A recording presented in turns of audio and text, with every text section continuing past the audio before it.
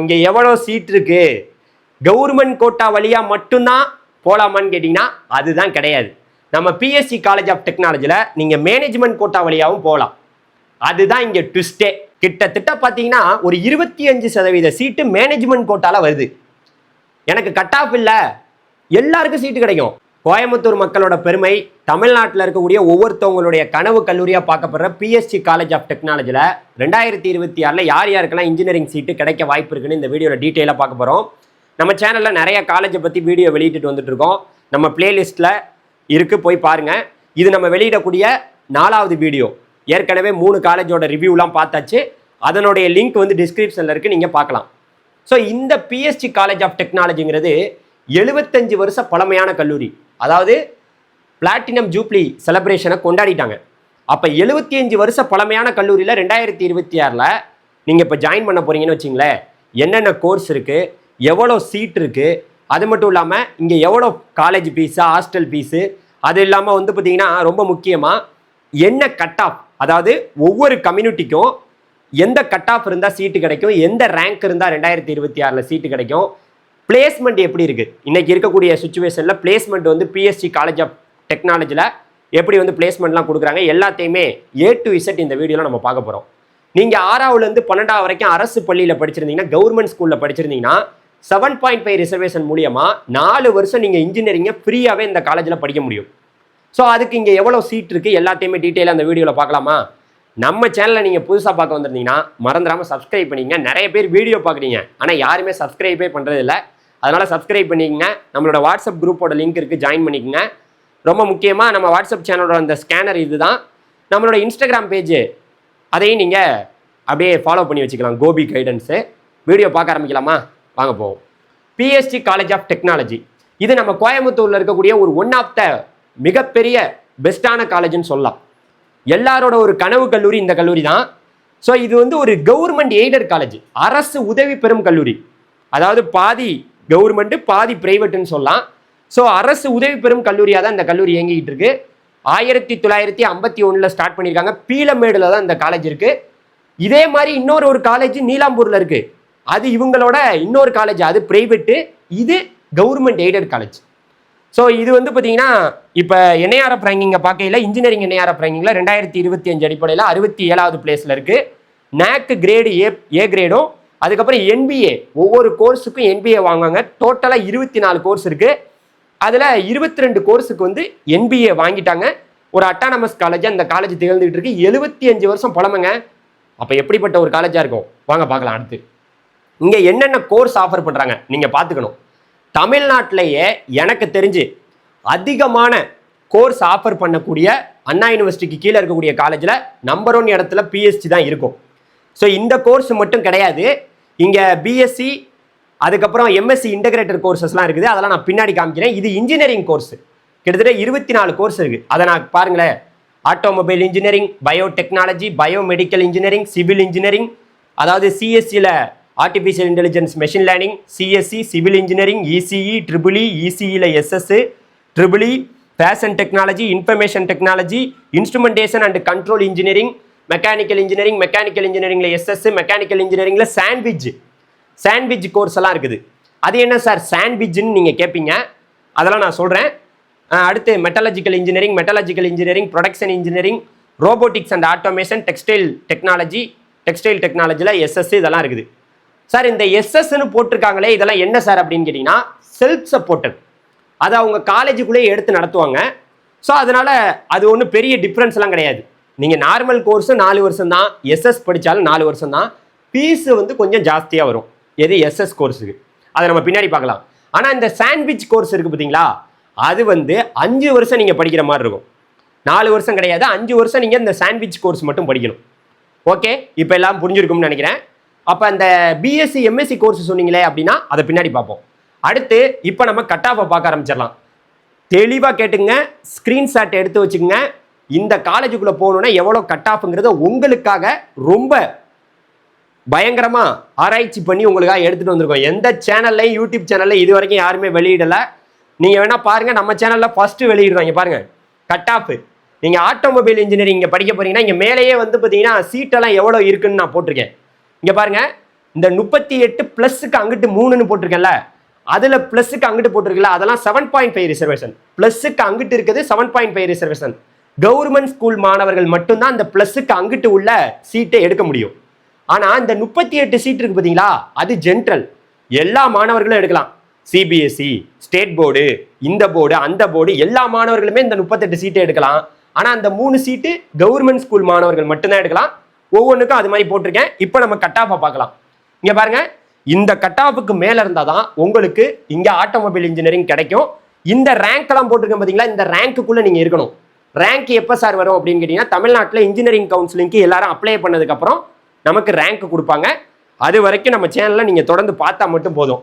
இந்த கட் ஆஃபுக்கு மேல இருந்தா தான் இங்க சீட்டு கிடைக்கும், இந்த ரேங்க்குள்ள இருந்தா தான் உங்களுக்கு சீட்டு கிடைக்கும். அதே போல தான் பயோடெக்னாலஜில அதுக்கும் இந்த கட் ஆஃப் இந்த ரேங்க்குள்ள இருக்கணும், இந்த கட் ஆஃபுக்கு மேல இருக்கணும். இதை எல்லாத்தையும் பாத்துக்குங்க. பயங்கரமா உள்ள போறதுக்கு நல்லா படிச்சா மட்டும்தான் இங்க போகலாம். சொல்ல மறந்துட்டேன், அந்த கவுன்சிலிங் கோடெல்லாம் நீங்க பாத்துக்கணும். 2006 கவுன்சிலிங் கோடு ரொம்ப முக்கியங்க. இந்த 2006 நோட் பண்ணி வச்சுங்க. அடுத்து இப்ப நம்ம வந்து பயோமெடிக்கல் இன்ஜினியரிங் டோட்டலா 38 பிளஸ் 3 சீட்டு, சிவில் இன்ஜினியரிங்ல 28 பிளஸ் 2 சீட்டு. ஸோ இந்த கட் ஆஃபுக்கு மேல இருந்தால் தான் சீட்டு கிடைக்கும், இந்த ரேங்க்குள்ள இருந்தால் தான் உங்களுக்கு சீட்டு கிடைக்கும். இந்த கட் ஆஃபுக்கு மேல இருந்தால் சீட்டு கிடைக்கும், இந்த ரேங்க்குள்ள இருந்தால் தான் உங்களுக்கு சீட்டு கிடைக்கும். பாத்துங்க நல்லா தெளிவா.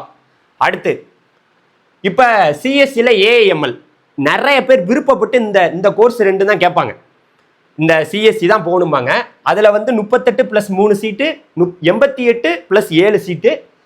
இதில் வந்து இந்த கட் ஆஃபுக்கு மேலே இருந்தால் சீட்டு கிடைக்கும், இந்த ரேங்க்குள்ளே இருந்தால் சீட்டு கிடைக்கும், இந்த கட் ஆஃபுக்கு மேலே இருக்கணும், இந்த ரேங்க்குள்ளே இருக்கணும். பார்த்துங்க. அடுத்து சிவில் இன்ஜினியரிங்கில் 20 + 1 சீட்டு.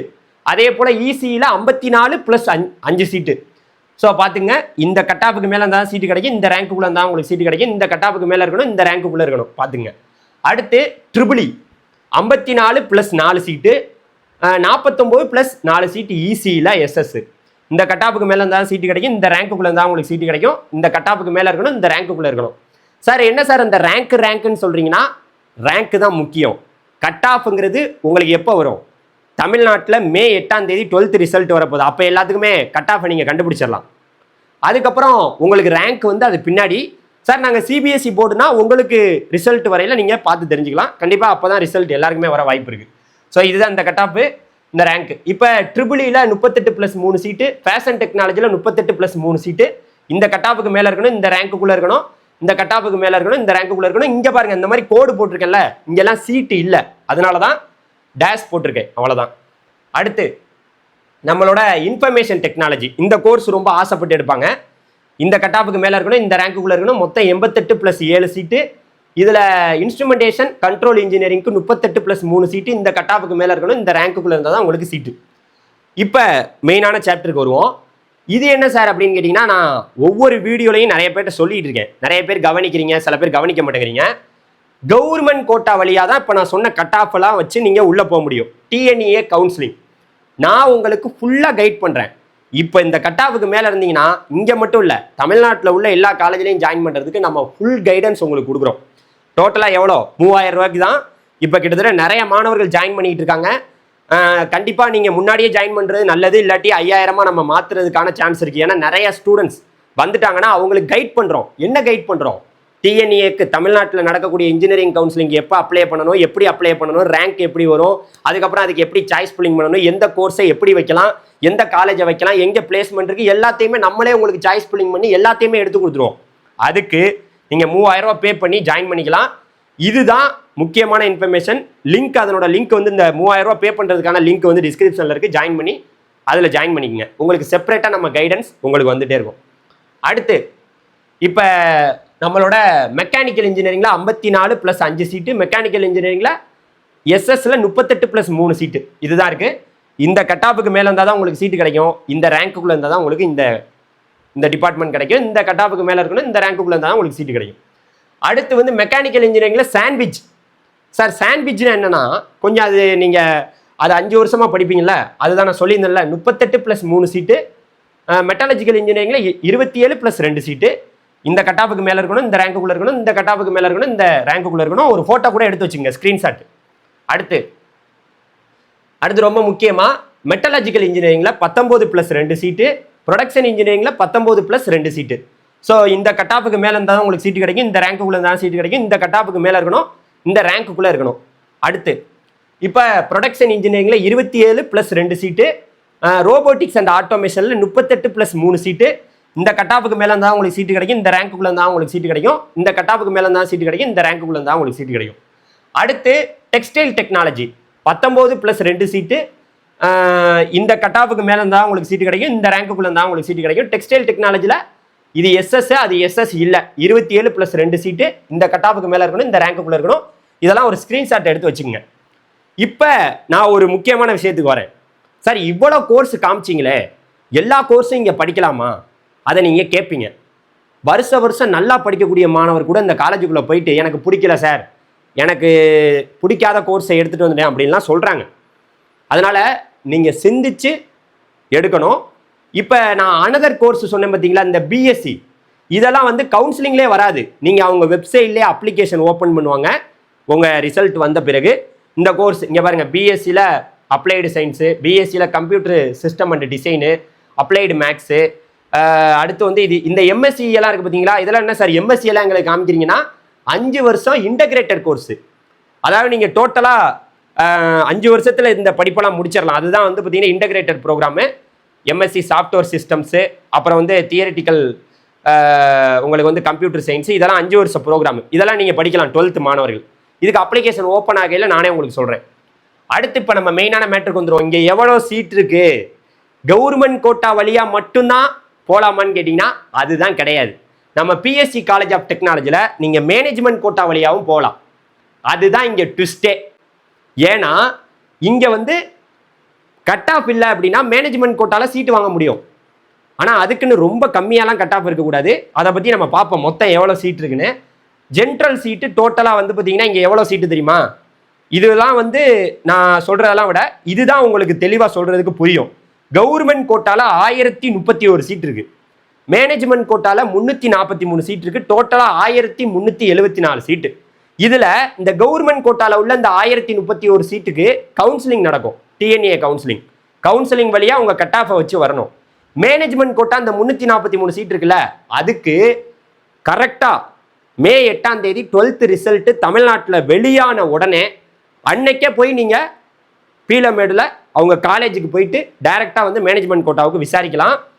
ஸோ சார் இப்போ நீங்கள் இந்த கவர்மெண்ட் கோட்டாவில் 1031 சீட் இருக்குன்னு சொல்கிறீங்களா, இதுக்கு ஜென்ரல் சீட்டுன்னு பார்த்தீங்கன்னு வச்சுங்களேன், எல்லாரும் எடுக்கக்கூடியது. சிபிஎஸ்சி, ஸ்டேட் போர்டு, எந்த போர்டு வேணாலும் இருக்கட்டும், அவங்க யார் வேணாலும் இந்த 954 சீட்டை கவர்மெண்ட் கோட்டாவில் எடுத்துக்கலாம். இந்த கவர்மெண்ட் கோட்டாவில் 7.5 ரிசர்வேஷனில் 77 சீட்டு, 6th-லேருந்து 12th வரைக்கும் கவர்மெண்ட் ஸ்கூலில் படித்த மாணவர்களுக்கு 77 சீட்டு. 4 வருஷம் காலேஜ் ஃபீஸு, ஹாஸ்டல் ஃபீஸு 1 ரூபா கூட பே பண்ண தேவையில்ல, ஃபுல் ஃப்ரீ இந்த 77 சீட்டுக்கு. ஸோ அதுதான் இங்கே இருக்கக்கூடிய இன்ஃபர்மேஷன். கிட்டத்தட்ட பார்த்தீங்கன்னா ஒரு 25% சீட்டு மேனேஜ்மெண்ட் கோட்டாவில் வருது. எனக்கு கட் ஆஃப் இல்லை, எல்லாருக்கும் சீட்டு கிடைக்கும். ஆனால் நீங்கள் கரெக்டாக அந்த ரிசல்ட் வந்தோடனே காலேஜில் போய் கேட்கணும். இது குறித்து ஃபர்தரான இன்ஃபர்மேஷன் உங்களுக்கு வேணும்னாலும் தாராளமாக நமக்கு நீங்கள் காண்டாக்ட் பண்ணலாம். ஆனால் நல்லா ஒன்று கேட்டுங்க, இங்கே வேறு எந்த வழியாகவும் போக முடியாது, நீங்கள் காலேஜில் போய் கேட்டு தான் ஆகணும். அதனால் மேனேஜ்மெண்ட் கோட்டாவுக்கு உள்ள இந்த 343 சீட்டுக்கு நீங்கள் டைரெக்டாக காலேஜில் போய் விசாரிக்கணும். எப்போ? மே 8ஆம் தேதி 12th ரிசல்ட் வந்து நீங்கள் கேட்பீங்க, சார் நாங்கள் சிபிஎஸ்சி போர்டு, எங்களுக்கு ரிசல்ட் வந்தோன்னா நாங்கள் போய் கேட்கலாமான்னு கேட்டிங்கன்னா, இங்கே 12th மார்க், அதாவது நம்ம ஸ்டேட் போர்டை மையமாக வச்சு தான் அந்த மேனேஜ்மெண்ட் கோட்டா ஓப்பன் பண்ணுவாங்க. அடுத்து இங்கே மேனேஜ்மெண்ட் கோட்டா, கவர்மெண்ட் கோட்டா ரெண்டுமே இருக்குன்னு சொல்லிட்டு 7.5 ரிசர்வேஷனுக்கு ஃபுல் ஃப்ரீ. அடுத்து இப்போ நம்ம ஃபீஸை பார்த்துடலாம். என்னதான் இருந்தாலும் ஃபீஸு தான் ஒரு காலேஜில் படிக்கிறதையும் படிக்காமல் போகிறதையும் முடிவு பண்ணுது. ஃபீஸ் எல்லாம் இங்கே ரொம்ப கம்மிங்க. நார்மலாக நீங்கள் ஃபீஸை பாருங்களேன் எவ்வளோ கம்மியாக இருக்குன்னு. இது எல்லாமே உங்களுக்கு ஒரு வருஷத்துக்கான ஃபீஸ் ஸ்ட்ரக்சராக இருக்கும். ஒரு வருஷத்துக்குன்னா, அதாவது நீங்கள் ஃபஸ்ட்டு ஜாயின் பண்ணையில் இந்த ஃபீஸு, அதுக்கப்புறம் ஒவ்வொரு செமஸ்டருக்கும் உங்களுக்கு கம்மியாக தான் வரும். அதாவது ஃபஸ்ட்டு செமஸ்டர் ஜாயின் பண்ணோன்னே இந்த ஃபீஸ் உங்களுக்கு இருக்கும். அடுத்தடுத்து உங்களுக்கு போக ஃபீஸ் வந்து உங்களுக்கு வேறு வேறு மாதிரி மாறும். அதில் கவர்மெண்ட் எய்டட் கோர்ஸ்னால் உங்களுக்கு 21,565 ரூபா தான். இந்த எஸ்எஸ்ன்னு போடாமல் இருக்குல்ல, அந்த கோர்ஸுக்கு 21,565 ரூபா. நீங்கள் ஃபஸ்ட்டு கிராஜுவேட்டாக இருந்தீங்கன்னா 17,565 ரூபா. அதே போல் எஸ்சி, எஸ்சிஏ, எஸ்டி இந்த கேட்டகரியில் இருந்தீங்கன்னா 17,565 ரூபா. இந்த கேட்டகரி தான். சார் நாங்கள் இந்த எஸ்எஸ்ன்னு போட்டிருக்குல்ல, அந்த கோர்ஸ் எடுக்க போகிறோம்னா 90,000 ரூபா ஃபீஸு. இருக்கிறதுலே ஃபீஸ் அதிகம் வந்து இந்த எஸ்எஸ் கோர்ஸுக்கு தான். ஸோ அதை நீங்கள் பார்த்துக்கணும். ஃபர்ஸ்ட் கிராஜுவேட்டுக்கு 60,000 ரூபா ஃபீஸு. 60,000 ரூபா உங்களுக்கு வந்து பார்த்தீங்கன்னா வரும். அதாவது ஃபர்ஸ்ட் கிராஜுவேட் இருந்தீங்கன்னா இந்த எஸ்எஸ் கோர்ஸில் ஃபர்ஸ்ட் கிராஜுவேட் எடுக்க போனீங்கன்னா 60,000 ரூபா ஃபீஸு. அப்புறம் ஹாஸ்டல் ஃபீஸு பார்த்தீங்கன்னா பாய்ஸுக்கு வந்து 98,000 ரூபா, கேர்ள்ஸுக்கு ரெண்டு இது இருக்குது. அதாவது வந்து 4 ஷேரிங்கு 2 ஷேரிங்கு 95,000 1,28,000. இதுதான் வந்து பார்த்தீங்கன்னா ஃபீஸ் ஸ்ட்ரக்சரு. இதில் கவனிக்க வேண்டியது இங்கே போட்டிருக்க ஃபீஸ் எல்லாமே ஒன் டைம் நீங்கள் பே பண்ண போகிறீங்க. ஃபீஸ் இருக்கிறதுலே கம்மியான ஃபீஸு நம்ம பிஎஸ்சி காலேஜ் ஆஃப் டெக்னாலஜியில் தான். என்ன ஒன்றுனா இந்த எஸ்எஸ் கோர்ஸுக்கு கொஞ்சம் ஃபீஸ் ஜாஸ்தியாக இருக்கும், அவ்வளோதான், வேற ஒன்றும் இல்லை. அடுத்து நம்ம வந்து இப்போ பிளேஸ்மெண்ட்டை பார்த்துடலாம். நம்ம பிளேஸ்மெண்ட் தான் இன்றைக்கி முக்கியத்துவங்க. நம்மளோட பிஎஸ்சி காலேஜ் ஆஃப் டெக்னாலஜியில் நான் வந்து ஒரு பொண்ணுங்கள்ட்ட அங்கே பேசினேன். ஏன்னா நம்ம வந்து ஒரு காலேஜை பற்றி ரிவ்யூ பண்ணுறோம்னா சும்மாலாம் போட மாட்டோம். இன்ஸ்டாகிராமில் போய் இன்றைக்கி அங்கே படிக்கக்கூடிய ஸ்டூடெண்ட்ஸுக்கிட்ட பேசிட்டு தான் நம்ம சொல்கிறோம். அதை விட பார்க்கையில் இப்போது ஆவரேஜ் சேலரி வந்து பார்த்திங்கன்னா 7 lakhs இருக்குது. இது எல்லாமே என்ஏஆர்எஃப் ரேங்கிங்கில் அவங்களே கொடுத்துருந்தாங்க, அவங்களோட ரிப்போர்ட்லேயே இருக்குது. 7 lakhs வந்து ஆவரேஜ் சேலரியாக இருக்குது. ஹையஸ்ட் பேக்கேஜ் வந்து பார்த்தீங்கன்னா 56 LPAவாக இருக்குது. இது போன வருஷத்தோட ரிப்போர்ட்டு. இந்த வருஷம் நான் ஃபோன் பண்ணி கேட்கையில் என்ன சொல்கிறாங்கன்னா, இங்கே போட்டிருக்கேன் பார்த்தீங்களா, சிஎஸ்சி, ஐடி, ட்ரிபிள்இ, இசிஇ, அதுக்கப்புறம் இன்ஸ்ட்ருமெண்டேஷன், கண்ட்ரோல் இன்ஜினியரிங், இதுக்கு தான் பிளேஸ்மெண்ட் வந்து ரொம்பவே பக்காவாக இருக்குது அப்படின்னு ஸ்டூடெண்ட் சொல்கிறாங்க. அதனால் இந்த கோர்ஸ் மட்டும் எடுத்து படிக்கணும்னு இல்லை, நீங்கள் எல்லா கோர்ஸும் படிக்கலாம். மற்ற கோர்ஸுக்கு நீங்கள் ஹார்ட் ஒர்க் பண்ணி எந்த லெவலுக்கு படிக்கிறீங்களோ அதை பொறுத்து தான். ஏன்னா இது எல்லாமே ஐடி ரிலேட்டடான கம்பெனிலாம் நிறையா வர்றதா சொன்னாங்க. அதனால தான் இந்த கோர்சஸாக நான் இங்கே பெஸ்ட் பிளேஸ்மெண்ட்டுங்கிறது இந்த கோர்சஸ்க்கெல்லாம் கொஞ்சம் அதிகமாக இருக்கிறதா சொல்கிறாங்க, வேறு ஒன்றுமே கிடையாது. ஏன்னா இந்த பிளேஸ்மெண்ட்டுங்கிறது இப்போ நடந்துக்கிட்டு இருக்குது. இதனுடைய உண்மையான ரிப்போர்ட்டு வருஷம் கொடுப்பாங்க, அது நம்ம வந்தோட தான் பார்க்கலாம். இப்போ அவங்க பாருங்களேன், ஃபஸ்ட்டு செமஸ்டர்லேருந்தே பிளேஸ்மெண்ட்டை கொடுக்க ஆரம்பிச்சிடுறாங்க. அப்பையிலேருந்தே பிளேஸ்மெண்ட் ட்ரைனிங்கு. பிளேஸ்மெண்ட் வந்து ஃபஸ்ட்டு செமஸ்டரில் எப்படி கொடுக்க முடியும்? அப்பையிலேருந்து ட்ரைனிங் கொடுத்தா தான் செகண்ட் செமஸ்டர், தேர்டு செமஸ்டர், அவங்கள செகண்ட் இயர், தேர்ட் இயர்லேயே வந்து பார்த்திங்கன்னா நிறைய இன்டர்ன்ஷிப்பு, அதுக்கப்புறம் அவங்களுக்கு ஜாப் போகிற வரைக்கும் எப்படியெல்லாம் அவங்க பண்ணுறாங்க, ரெடி பண்ணுறாங்கங்கிறத இதில் டீட்டெயில்டாக கொடுத்துருக்காங்க. இவ்வளோ தான் நம்ம பார்க்க வேண்டிய விஷயம். இந்த வீடியோவில் நீங்கள் பார்த்ததுக்கு உங்கள் இன்ஃபர்மேஷன் என்ன, நீங்கள் நினைக்கிறது என்ன, உங்களுக்கு இருக்கக்கூடிய டவுட் என்ன, நான் அடுத்தடுத்த காலேஜ் எதை பற்றி பேசணும்னு நினைக்கிறீங்க, எல்லாத்தையும் கமெண்ட் செக்ஷனில் சொல்லுங்கள். இதில் ஏதாவது டவுட் இருந்தாலும் கமெண்ட் செக்ஷனில் சொல்லலாம். இதனோட காலேஜ் வந்து இன்னொன்று ப்ரைவேட் காலேஜ் இருக்குது நீலாம்பூரில், அதை பற்றி நம்ம சேனலில் அடுத்தடுத்த வீடியோக்களில் பார்க்க முடியும். தொடர்ந்து சப்போர்ட் பண்ணுங்கள், சப்ஸ்கிரைப் பண்ணுங்கள். மறந்துடாமல் நம்ம வாட்ஸ்அப் அந்த இதை ஸ்கேன் பண்ணி ஜாயின் பண்ணிக்கங்க. லிங்க் கூட டிஸ்கிரிப்ஷனில் இருக்குது. நம்ம வாட்ஸ்அப் சேனலில் ஜாயின் பண்ணிக்கங்க. தேங்க்யூ.